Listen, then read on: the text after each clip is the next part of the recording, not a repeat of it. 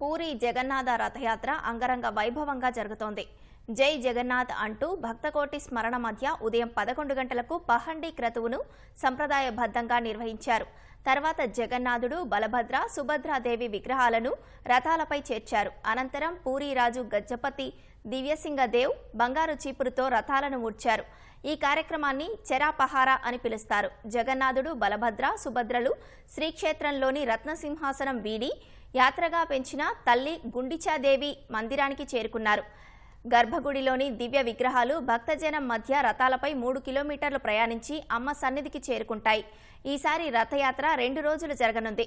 1971 తర్వాత ఒకే రోజు జగన్నాథుని నవయవ్వన దర్శనం, నేత్రోత్సవం, రథయాత్ర నిర్వహిస్తున్నారు.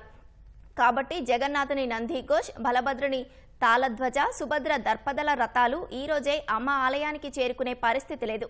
స్వామి సేవలు పూర్తయ్యే వరకు రథాలను మధ్యలోనే నిలిపివేస్తారు. మళ్లీ సోమవారం భక్తులు రథాలను అమ్మ ఆలయానికి తీసుకెళ్తారు. రథయాత్రలో తొలుత బలభద్ర రథమైన తాళధ్వజను లాగుతారు. తర్వాత దేవి సుభద్ర రథం దర్పదాలన కదులుతుంది. చివరగా జగన్నాథ స్వామి రథం నందిఘోషను భక్తులు లాగుతారు. రథయాత్ర కోసం వచ్చిన భక్తులతో పూరి జనసంద్రమైంది.